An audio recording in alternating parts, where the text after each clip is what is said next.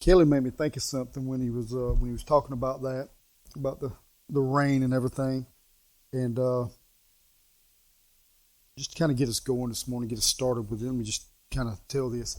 There's actually a diagnosis in mental health in the manual that you can be diagnosed with something that, and it's not just it is part of depression, but here's what's funny. It's called SAD, SAD, acronym, but it's seasonal depression, seasonal affective disorder is what it's called. Seasonal affective disorder, SAD.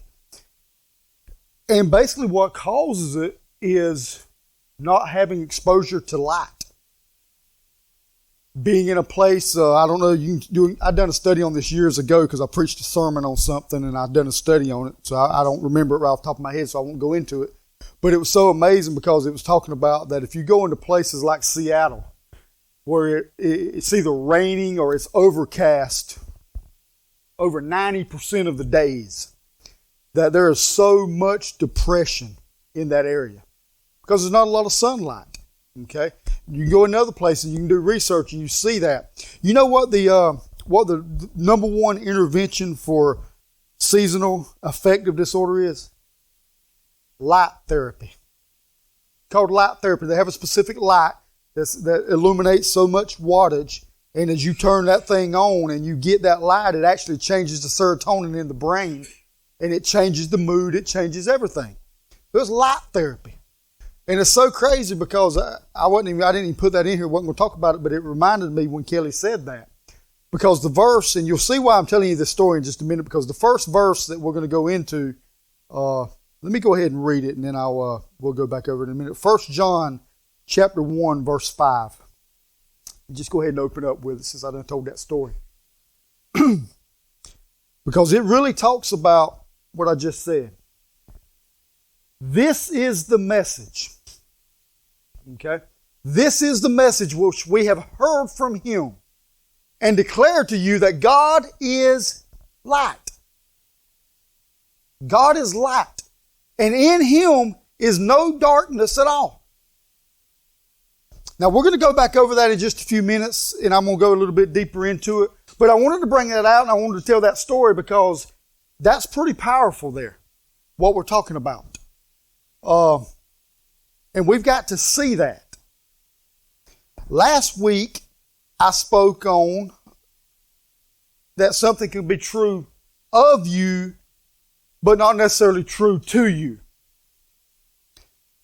I don't know how much you took from that. I can tell you it spoke to me because it just opened up my mind to really see that there's things that we are entitled to because of who we are, not because of what we've done, but because of what Jesus done, because of the death, the burial, and the resurrection. There are things that are true of us, but it may not be true to us yet. Can be a confusing statement, but it can be a very, very powerful statement if we begin to understand what it really means. How can it be true of us but not be true to us? And I believe that comes down to experience and it comes down to encounter. When we have an encounter with God, and I said it last week, I don't care how much theology you know, how much scripture you know, you will never be able to win a debate with somebody who's had an encounter. It just won't happen. Don't care how much Greek and Hebrew you know. When somebody has an encounter, they don't need Greek and Hebrew and everything else to tell you God just moved. You cannot debate an encounter and an experience. Now, that don't mean we're running out seeking experiences, and that's what a lot of people do. How do I know that? Because I've done it for a long time. I'd chase every prophet that come through town. I'd drive down to Florida, I'd drive to wherever. Why? Because there was a revival going on.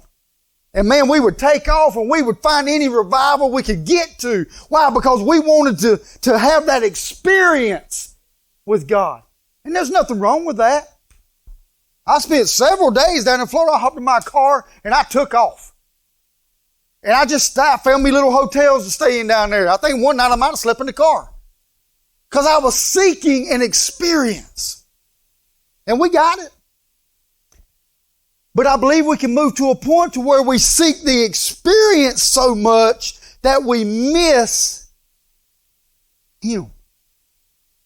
Now, He is part of the experience, but I hope you see what I'm saying there. We get so caught up in the encounter.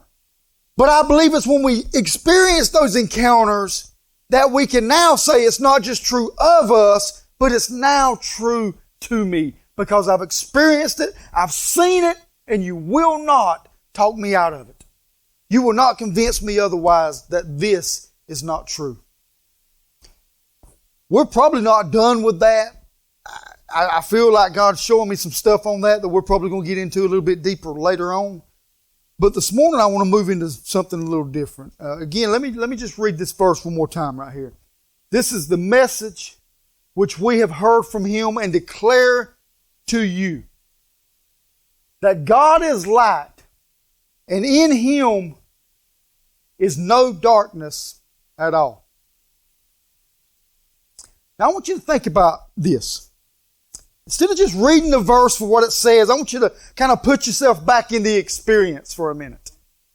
This is somebody that was with Jesus the whole time. The whole 3.5 years that He was preaching. John was walking with Him and he's seen all the healings. He's seen the casting out of devils. He's seen the raising of the dead. He heard all the teachings and the sermons. He was with this guy. And then at the end of this is what he said. So this is John getting to a point after all of this time with Jesus. He said, this is how I kind of sum it up. There's so much you could say. But I take this verse here and I say, this is the way he kind of summed up his whole experience with Him. He said, you have heard from Him and declare to you that God is light. And I love this part right here. And in Him is no darkness at all. What I really love about this is He said He didn't say this is a message. This is another message. He said this is the message. This is the ultimate thing. And then at the very end, He could have stopped. He could have just said, in Him is no darkness. Stopped right there. But He went on to add, at all. That may not mean nothing to you, but it stood out to me. And I went in there and said, why did He say that? Why did He have to add those extra 2 words at the end, at all? It means something. It's powerful. So why are we focusing on some of these things that we're focusing on? I mean, sometimes you may not ask that question, but I can look at your faces sometimes and see the question. Why are we talking about this? Why are we talking about things that sometimes seem contradicting? And why are we hitting some of this stuff that we've always been taught? And now He's saying that it's something why? I asked myself that question. Because I told you last week or a couple weeks ago, I said, God has me in a place now, and I think a lot of us, the people that we're pulling from, the people that some of the guys I'm listening to, and they're speaking things, it's just pulling stuff out of me and saying, go search this out, go read this, go study this, because it's just not making sense. I believe that we should do everything within our power to teach against a fear-based theology. We're not going to teach a fear-based theology here. And a lot of places, that's what you get. And we're going to do everything we can to come against that, to teach against a fear-based theology. Because fear and love cannot coexist. It will not happen. You cannot have fear and have love and it work together. It's not going to coexist like that. When I wrote that, I got to thinking about it. And how many times have we heard the phrase, the fear of the Lord, the fear of God? So I just got inquisitive and I said, how many times does He say that? So I looked it up. The phrase fear of the Lord appears 27 times in the Bible. Fear of God appears 8 times in the Bible. Fear Him, which is talking about in reference to God, appears 23 times in the Bible. Fear of the Lord appears 33 times. And fear God appears 17 times. Add them up, I'll do it for you, over 100 times.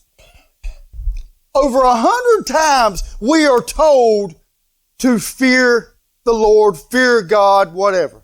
Fear. But yet we're told God is love. Love and fear does not work together.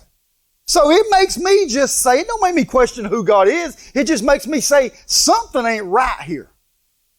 And I've always been like that. Even, I think before, when I first got saved, I had questions. It wasn't that I was questioning the pastor or questioning God. I just always was very inquisitive. I even had a pastor one time tell me, you think too much. Quit thinking. I was like, why? And then I found out real quick, because the more I thought, the more it contradicted what he was saying, and it just didn't fit together. I was an associate, so I was supposed to parrot everything he was saying. And if I said anything that seemed like it contradicted or questioned what he was saying, that was wrong. But I've always been that type of person to say, just ask questions. I want to know more. Fear in its truest form. In the Hebrew, it's the word, I don't know how to pronounce this, I'm just going to sound it out. Yirah. Y-I-R-A-H. Yirah. Maybe Yira. I don't know. That's why I always spell it for you. You can go sound it out however you want to. But the Hebrew word is Yirah. And it means in awe. I'm in awe of God. It means honor, respect, and reverence. Now, why is that important? Because you cannot be intimate with someone that you are terrified of. There will not be an intimate relationship if I'm fearful of you. It ain't going to happen. A true intimate relationship. We see it all the time in the natural. Okay? With kids and mothers and fathers and husbands and wives and different things like that. If there is fear there, it will have an impact on the level of intimacy. When we hear the word fear in English, the way we use it, it's never a positive. It's never used in a positive way. I sat there and thought about that, and I said, I can't ever remember using fear and using it in a positive sense in the English language. Fear is always used in it with a negative connotation to it. So I looked up, you could always depend on old Webster. He'll tell you exactly what the definition is. So I looked up old Webster and I said, what's he say fear is? And this is what he told me. Painful, that first word, I could have stopped right here. Painful. Painful agitation in the presence or of anticipation of danger. Again, I could have stopped with painful, but it's getting to a place where I'm expecting, I'm anticipating danger. I'm anticipating something negative. Something harmful. The moment we put fear and God in the same sentence, we create a struggle for people. I believe that.